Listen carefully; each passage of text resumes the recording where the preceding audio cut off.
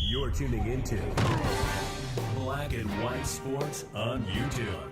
The no-holds-barred truth on sports. The main event starts now. All right, Black and White Sports supporters. Well, there was no way in hell I wasn't going to do a video so I could give my take on what's going on with the Dallas Cowboys. John did one over on the big channel. Man, if we keep growing like this, we're going to catch the big channel before we know it. Guys, I appreciate you guys so much. 2 million freaking views in the last 30 days. Unbelievable. We have doubled our views from the beginning of December until now. Doubled our views, okay? 4 times the amount of views we were getting just 4 or 5 months ago.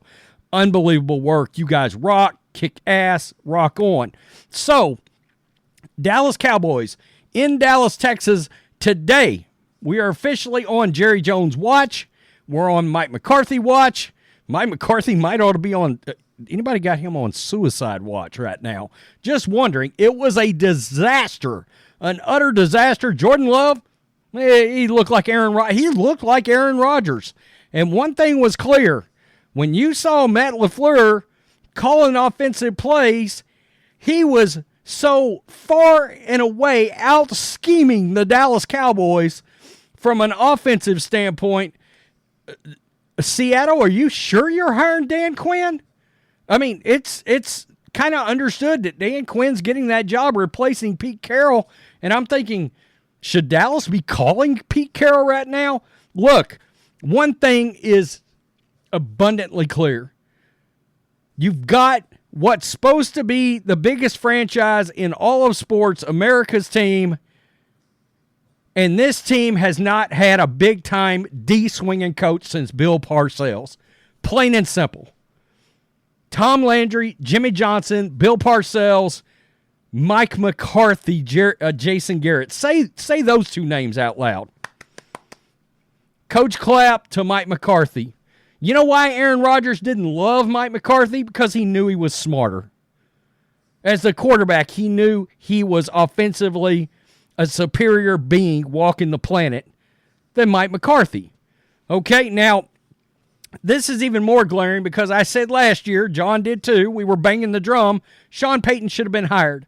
You know what Sean Payton does to quarterbacks that he thinks can't get the job done? He benches them and gets rid of their contracts. Russell Wilson. Sean Payton is from Dallas. It was easy. It was easy. Mike McCarthy's not that guy. He didn't do it. Here we are. It's clear this Dallas Cowboys team is not tough enough. Do you believe for a solitary second that if Bill Belichick, Jim Harbaugh, Mike Vrabel, Pete Carroll were not the coaches of this football team, that this team would not be better on the offensive, defensive lines and in the running game? They could hire Belichick and Jim Harbaugh today. That team is going to be hard as nails by the time they get to the playoffs next year. Oh, man, it's unbelievable at this point. So, here's where we're at. Florio posted this just a little while ago. I mean, we're on Jerry Jones' watch. It's unclear when GM and owner Jerry Jones usually visits on Tuesdays and Fridays with 105.3 The Fan in Dallas. It won't be a surprise if tomorrow's visit is canceled. Regardless, Jerry won't stay quiet for very long. If Coach McCarthy were staying put, Jerry would say so. Interesting. Jerry had a chance to do that last week, but instead said he'd take things a game at a time. We talked about that.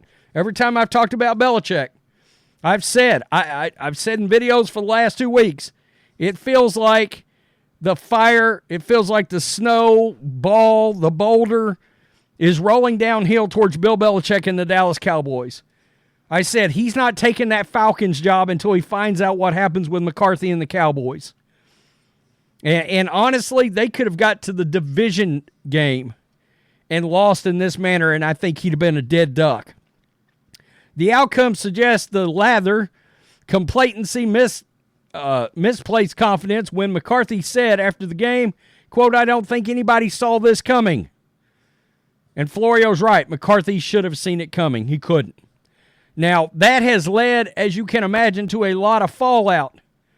Jimmy Johnson, of course, the great Cowboys coach, a guy that was tough as nails, had one of the most epic rants ever at halftime yesterday. It was 27-0 at halftime, I think. Or 27-3. Who cares? The game was out of reach, out of hand. It was gone. The Cowboys were gutless. Well, first of all, I can't say what I would say now on television, but I'll just say this.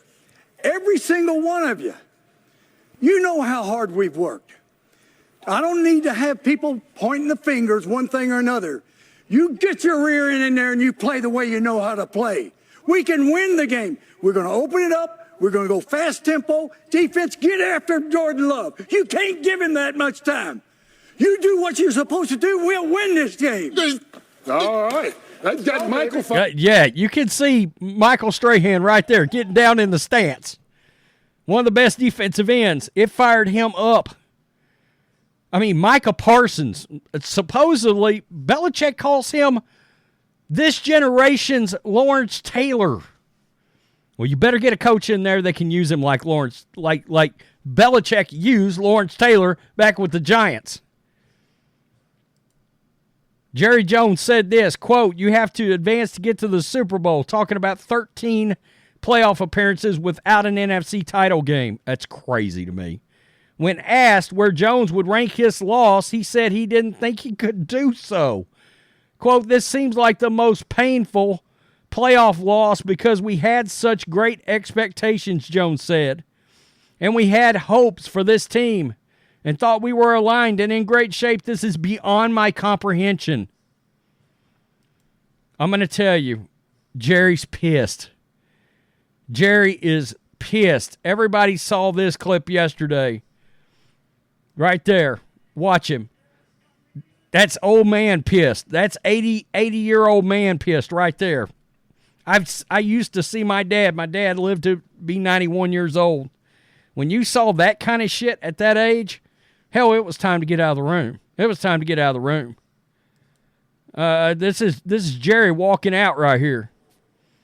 I mean, you can just tell it, boy. I don't know what this guy's doing. If I was him, I wouldn't even want to be around. You know, Jerry is livid. He's mad. He's mad. And everybody has been clowning the Cowboys today. Jerry Jones, after firing Mike McCarthy. This, of course, was Stephen A. Smith about Whitlock last week. "Today is the day I finally speak my mind about that no good fat bastard. You know who I'm talking about." Whitlock cooked him, but okay. Donald J. Trump, the great President Trump. "Get that son of a bitch off the field right now. Out. He's fired. He's fired." Yeah. Yeah. I mean, really, Jerry Jones to McCarthy at halftime. "You all go." Goodbye. Goodbye. You're out. Jerry Jones in about 25 minutes. Oh, they expect one of us in the wreckage, brother. I love it. I love those Dark Knight movies. Oh, man. Is there anything better than Bane? Jerry Jones' expressions during the game reminded me so much of the scene in Jurassic Park. Sir Richard Attenborough? Am I right? I think I'm right. Yeah. Really? Come on. The Twitter. Damn. When his park was literally falling apart and T-Rexes were eating guys off of the toilet last night. Well. What's going on? What the fuck did I do wrong? Tell me. A little Arnold getting took out. Jerry Jones on the front lawn of Bill Belichick's place in Nantucket. Oh, yeah. Well, I need a pop-up tent. There's about 3 inches of snow on the ground. This might be my favorite. This is really good. "You goddamn motherfuckers."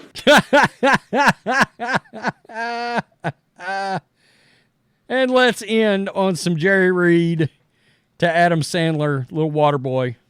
You're fired! Okay. Okay. What do you do if you're the Cowboys? I mean, wow. This Cowboys team is not tough. Offensive, defensive line, running the ball. Belichick, Harbaugh, Vrabel, Pete Carroll. There's no way. It's a wrap. Look, if I'm Jerry Jones, I know a lot of people keep talking Belichick, and I do think Belichick is the guy that ultimately is going to get there. But I'm calling Jim Harbaugh, and he's getting this job. And I'm staying the hell out of his way. Or Belichick, either one. Call either one of them. I'm not getting Vrabel. I'm not. Because this is supposed to be America's team. You need a massive D-swinging name as head coach and should have had one for the last 30 years. All right? I mean, come on. I mean, if Parcells was going to go, there should have been some massive name coming in behind him to replace him. That's part of Jerry's problem is his ego won't get out of the way and let him hire coaches like Belichick or like Jim Harbaugh. That would be the two guys right there. I'd say, how much do you want? We'll get out of your way. Jerry's getting old. And I think it was one of the reasons why he put McCarthy on notice last week was, look, if we don't get it done, I'm 81 now or something like that? 80 or 81 or 82? Belichick or Harbaugh would be my two calls. And I'd just tell them, you name a price, 5 years, and go from there. And Harbaugh's young enough. You stay out of his way. He comes in there. Harbaugh gets you like 2 or 3 Super Bowls over the next probably 10 to 12 years maybe. I mean, can you imagine what Harbaugh can do with a quarterback like Dak Prescott when you consider what he did with Alex Smith once? Getting to an Jim Harbaugh got Alex Smith to the NFC Championship game. Think about that a minute. Tell me what you think, black and white sports supporters. Wow. Cowboys. Whoa. Peace. I'm out. Till next time. Thanks for watching the show. Be sure to like, comment, and subscribe. Be sure to tune in next time on Black and White Sports.